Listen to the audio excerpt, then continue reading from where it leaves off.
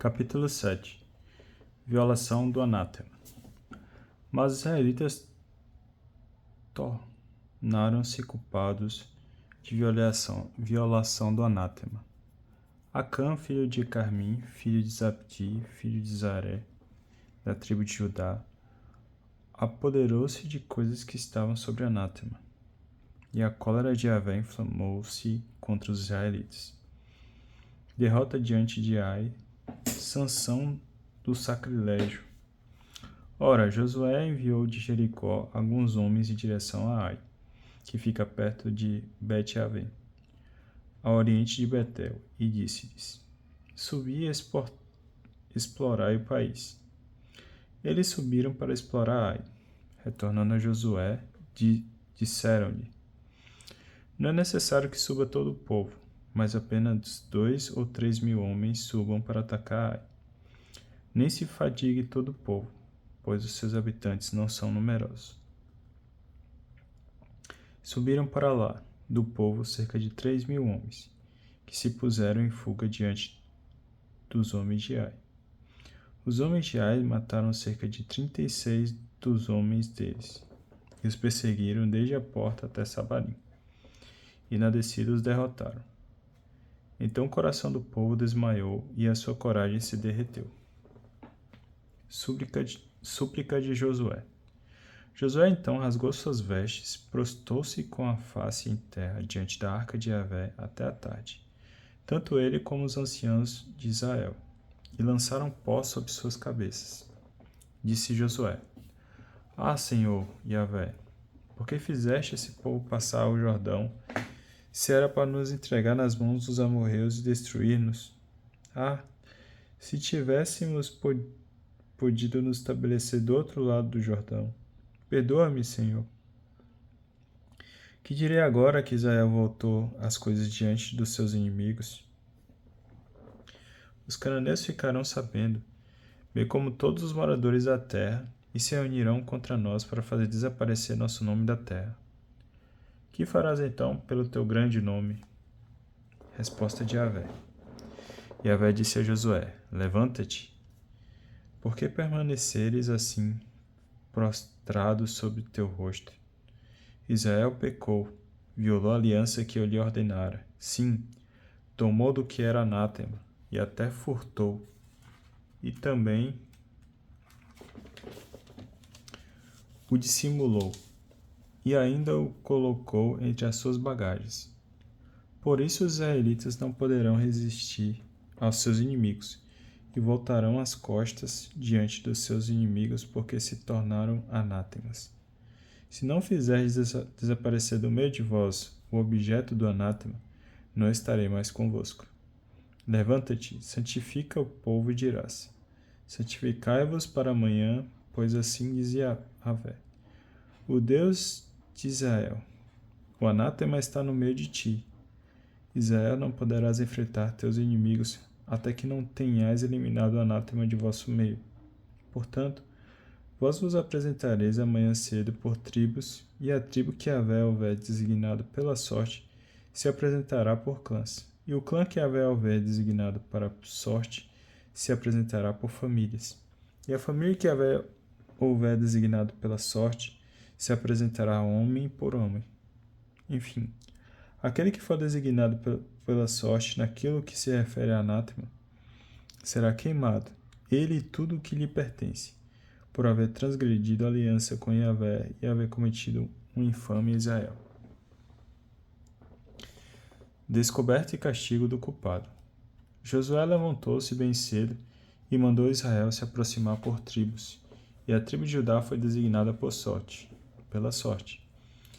Mandou então aproximar-se os clãs de Judá, e o clã de Zaré foi designado pela sorte. Fez achegar-se o clã de Zaré por famílias, e Zabdi foi designado pela sorte. Josué fez aproximar-se a família de Zabdi, homem por homem, e Acã, filho de Carmim, filho de Zabdi, filho de Zaré, da tribo de Judá, foi designado pela sorte. Josué então disse a Ecrã: Meu filho, dá glória a Yahvé, Deus de Israel, e a ele rende louvores. Declara-me o que fizeste. não me ocultes. Acã respondeu a Josué: verdadeiramente fui eu que pequei contra Yahvé, Deus de Israel, e eis o que fiz. Vi entre os despojos um belo manto de Senaar e 200 siclos de prata, e uma barra de ouro pesando 50 siclos. Cobicei-os e os tomei. Estão escondidos na terra, no meio da minha tenda, e a prata está embaixo. Josué enviou mensageiros que correram à tenda, e realmente o manto estava escondido na tenda e a prata embaixo. Tomaram tudo do meio da tenda e o trouxeram a Josué. E a todos os israelitas e o depositaram diante de Yahvé.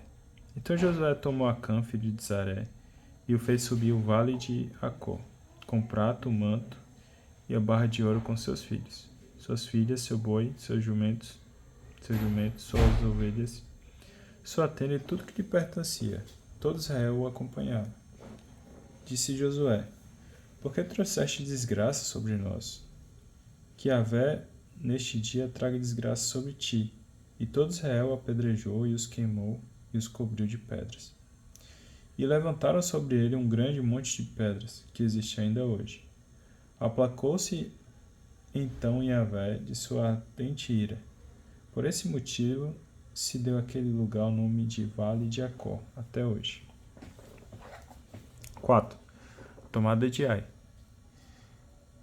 Capítulo 8. Ordem dada a Josué.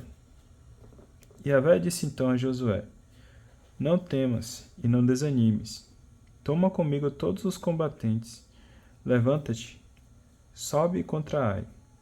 Vê, eu entrego em tuas mãos o rei de Ai, seu povo, sua cidade e sua terra. Tratarás Ai e seu rei como trataste Jericó e seu rei. Nada tomareis como presa senão os despojos e o gado. Arma uma emboscada contra a cidade por detrás dela. Manobra de Josué. Levantou-se Josué com todos os combatentes para subir contra Ai. Josué escolheu 30.000 homens valentes e os fez partir de noite, dando-lhes essa ordem: atenção! Armareis uma emboscada contra a cidade por detrás dela, sem vos distanciardes muito da cidade, e ficai de prontidão. Eu, porém, e toda a gente que me acompanha, nos aproximaremos da cidade e, quando o povo de Ai sair contra nós, como da primeira vez, fugiremos diante deles. Então, eles nos seguirão e nós os atrairemos para longe da cidade, pois dirão: fogem diante de nós como da primeira vez. Saireis então da emboscada para tomar posse da cidade. Yahvé vosso Deus a entregará nas vossas mãos. Tomada a cidade, incendiareis, agindo de acordo com a palavra de Yahvé. Vede que eu vos dei uma ordem. Josué os enviou. Eles foram ao lugar da emboscada e se colocaram entre Betel e Ai, ao ocidente de Ai. Josué, contudo, passou aquela noite no meio do povo, e no dia seguinte, tendo se levantado de madrugada, Josué passou em revista o povo, e com os anciãos de Israel, subiu contra Ai, à frente do povo. Todos os guerreiros que estavam com ele subiram também, aproximaram-se da frente da cidade e acamparam ao norte de Ai, ficando o vale entre eles e a cidade. Josué tomou cerca de 5.000 homens e os colocou em emboscada entre Betel e Ai, ao ocidente da cidade. O povo dispôs-se no acampamento maior, que estava ao norte da cidade, e sua emboscada ao ocidente dela. Josué avançou aquela noite até o meio da planície. Tomada de Ai.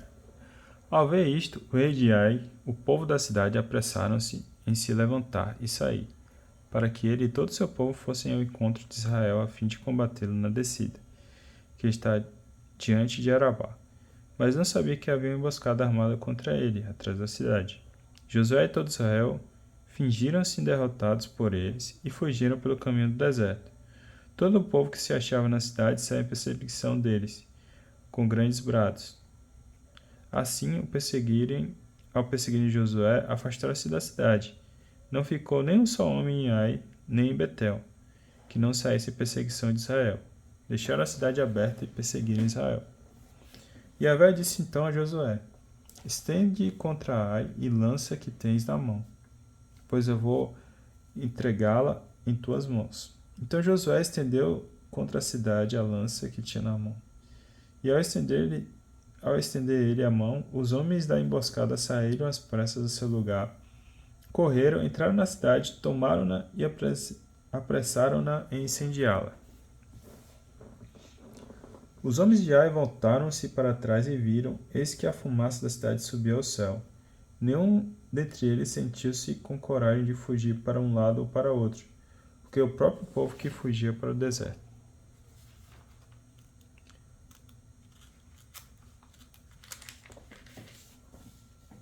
Se voltou contra os que perseguiam, vendo que os homens da emboscada haviam tomado a cidade e que a fumaça subia da cidade. Josué e todo Israel voltaram-se e atacaram os homens de Ai. Contra estes saíram os outros da cidade, de sorte que os homens de Ai ficaram no meio dos israelitas, estando uns de um lado e os outros do outro lado. E estes que desbradaram de modo tal que não restou nenhum sobrevivente nem fugitivo. Porém, ao rei de Ai prenderam-no vivo e o trouxeram a Josué. Depois que Israel acabou de matar todos os habitantes de Ai, no campo e no deserto, onde os haviam perseguido, e que todos, até o último, caíram a fio da espada, todo Israel voltou a Ai e passou a população ao fio da espada. A totalidade dos que morreram naquele dia, tanto homens como mulheres, foi de 12.000, todos os habitantes de Ai. A anátema e a ruína. Josué não retirou a mão que estendera com a lança, até que tivesse dedicado ao anátema todos os habitantes de Ai. Israel não tomou por pressa senão o gado e os despojos daquela cidade, segundo a ordem que Yahvé havia dado a Josué. Josué queimou Ai e a reduziu à ruína para sempre em um lugar desolado até hoje. Quanto ao rei de Ai, enforcou-o numa árvore e ali ficou até a tarde, ao pôr do sol. Ao pôr do sol, Josué ordenou que tirassem da árvore o seu cadáver. Lançaram-no em seguida à entrada da porta da cidade e levantaram sobre ele um grande monte de pedras que permanece até hoje.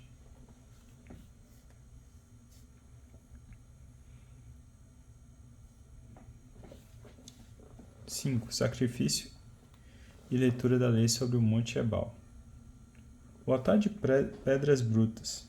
Josué, então, edificou um altar a Yahvé, Deus de Israel, sobre o Monte Ebal.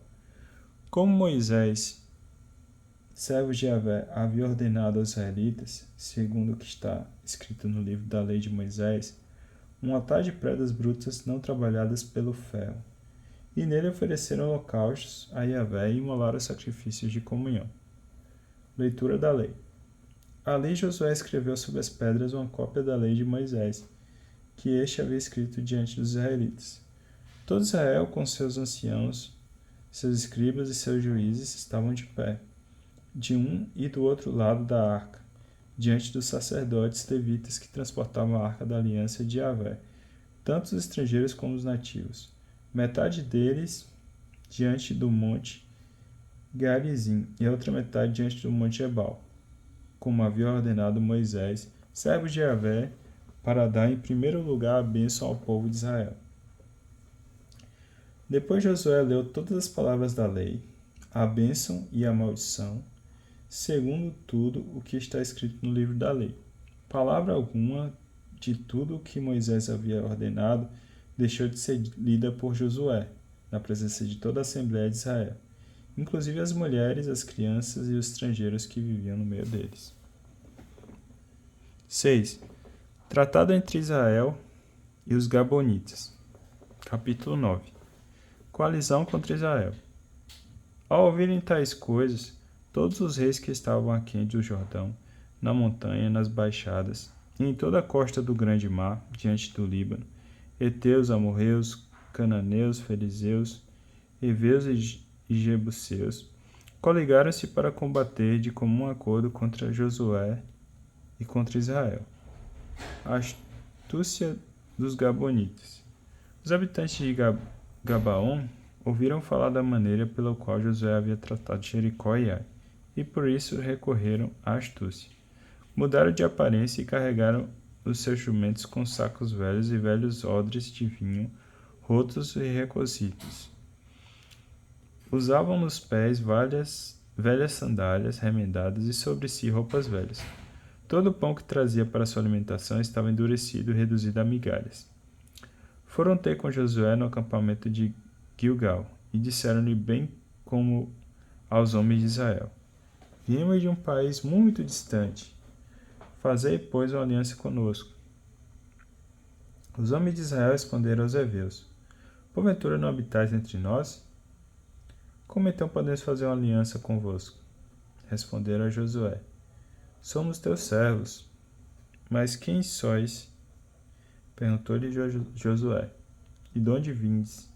Responderam: Teus servos vêm de um país muito distante, devido à fama de Yahvé teu Deus, pois que ouvimos falar dele, de tudo que fez no Egito, e de tudo que fez aos 2 reis dos amorreus que estavam além do Jordão, Seom, rei de Ezebom, e Og, rei de Bassã, que habitava em Astarote.